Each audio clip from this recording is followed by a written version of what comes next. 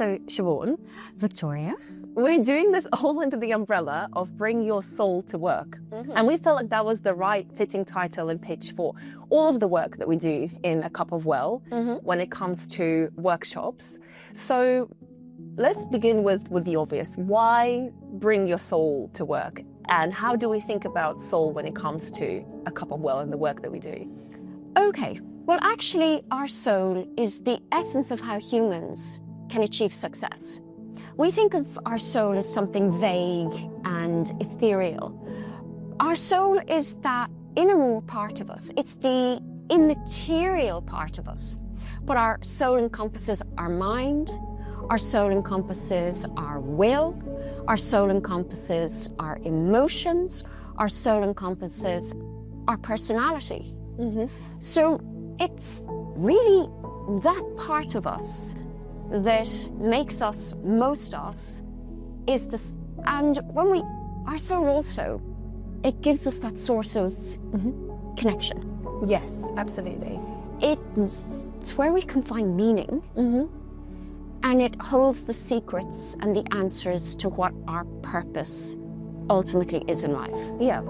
And when we think about how aspects of that present themselves in day-to-day life, because I know we've spoken before about the way that it shows up in will, in emotions, and sort of our day-to-day experience. And I think some things that people are struggling with, maybe on a surface level, like why do I feel that way? Why do I feel lost? Why do I feel like a sense of, a poverty of like further meaning of anything in life? And I guess what we're saying here is that all comes back down to the aspect of the soul and the fact that we feel quite often in the Western world, spiritually starved. We have a lack of, people are craving connection, they're craving meaning, they're craving honest relationships, they're craving authenticity, they're craving kindness, they're craving all this positive stuff that makes being a human being a good experience, and especially in work, because it can be quite a sterilized environment. And there's a lot of rules of conduct about what professionalism means. And I think navigating that environment from a place of real sort of authenticity or something good can be a challenge for people. So when it comes to sort of managing your day-to-day, emotions, will, sense of self, how do you see your soul play out in that? Okay, I'm going to go way, way back to the beginning of human evolution, like when we were originally in caves, over 1,000 years ago.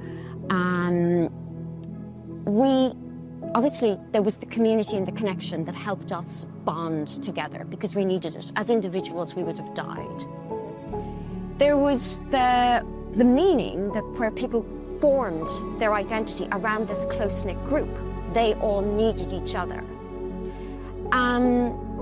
The meaning also, if we look at cave paintings, so they were, living in caves for about 1,000 years, and about anywhere between about 10,000 to maybe 40,000 years ago, we see the earliest examples of cave paintings.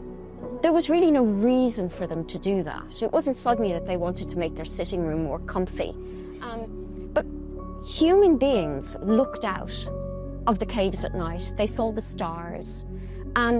They wanted to make a meaning and understanding of the world around them. So all the things that were important to them, they documented. They made drawings. Maybe it was their way of also exercising their will, so which we're going to speak about in a while, because you direct your will, and it's a part of that soul experience, being human. They drew themselves hunting animals, and then they went and hunted animals, and then they caught the animals. They literally kind of brought it into creation. But they evolved, even from, we think of, cavemen as just this linear little lump. But clearly within that span of their experience, they grew to the point that they wanted to express around them what they've been seeing, experiencing. That's growth. Yes, yeah, exactly. I think it's always like a filter that you look back on the world that's around you, and you're like, this is where the world stops and I begin, and how I interact with it. It's kind of like that membrane through which we see the world. So I think one important question would be, why is it important for people to think about this when it comes to their working lives? Because normally we quite like to keep things quite neat and separate.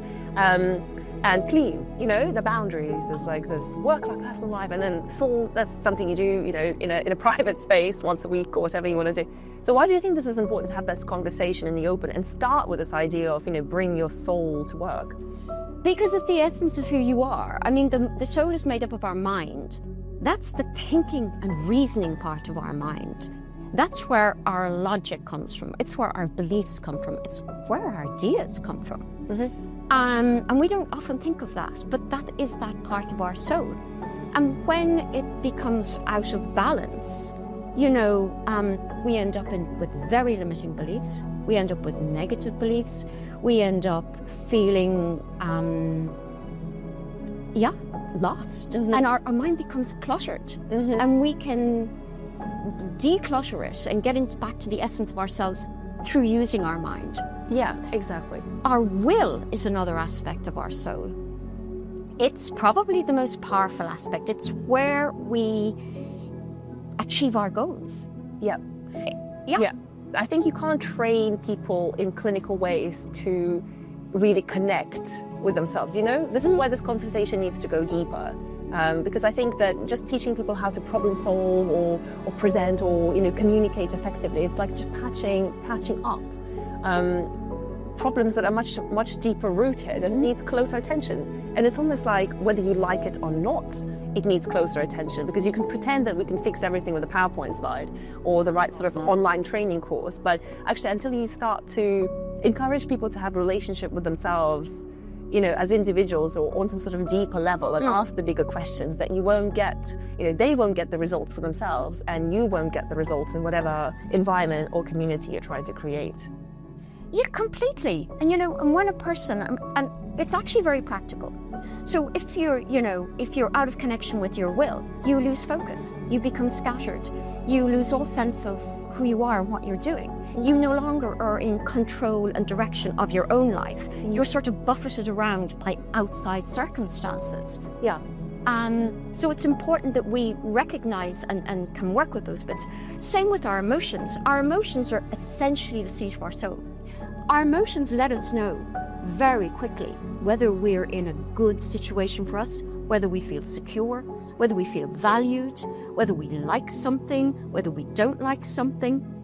When our emotions are out of balance, this is really important. We be completely cut off from our feelings. We operate from our headspace only, from that logical center. We end up in places like burnout. We don't recognize that sadness is ongoing. We don't recognize that we're pushing ourselves in a direction or in a way at work that's actually dangerous to us. We end up in places, sadness, burnout, or a person engages in like angry outbursts. Yeah. That's also a sign that something's wrong.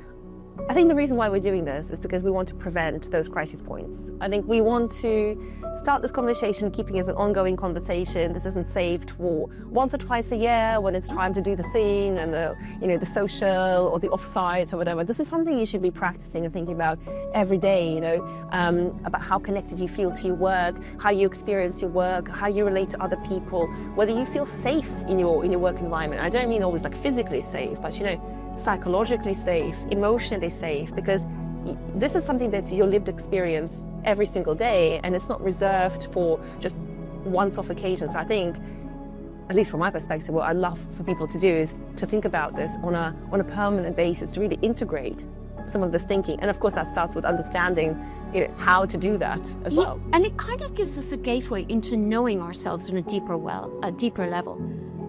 Because when you talk about the soul, that's like people don't understand it. It's bewildering to know. But our personality is also an aspect of our soul. That's where we get our unique traits. That's where we get our characteristics. That's where we get like those bits that just make us us.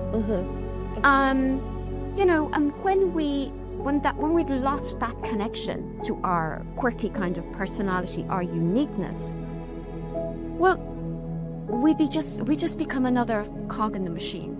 Yeah, nobody wants to be a cog in the machine. No, they don't. They really don't. And the final aspect of our soul, the bit that's most wooey, I suppose, in the context of work, it is that connection to the divine. It's a connection to the universe. It's a connection to something greater and something bigger. That's where all of our inspiration comes from. That's where our imagination comes from. That's where, that aspect of the artist that they find within themselves. That's that magic. And when that is out of balance, when we don't have that connection to divinity, we just become dogmatic. We become inflexible. We close ourselves off in our mindset. We become somewhat tyrannical. Even to ourselves, we lack empathy for ourselves and others. So there's a double-edged sword to this. So as much as this can impact us, it impacts others. But anything if we lack empathy for others, we ultimately lack empathy for ourselves. Yes. So we're discussing these individual aspects of the soul, the mind, the will, the feelings, emotions, our personality, and that guidance that we have, which is always available to us, that connection. So that we can introduce it in a way, in a cup of well, that makes it practical, accessible, makes it real, and kind of the story and the whole meaning behind, I guess, what we're doing is we're helping people find that connection within themselves, within others, within a company, an organization, that they find that meaning for themselves. It's self-directed. What has meaning? And again, leads on to the larger level of finding meaning in your work. And the third is growth. To grow personally, but to grow as part of an organization and to flourish. Yeah, absolutely.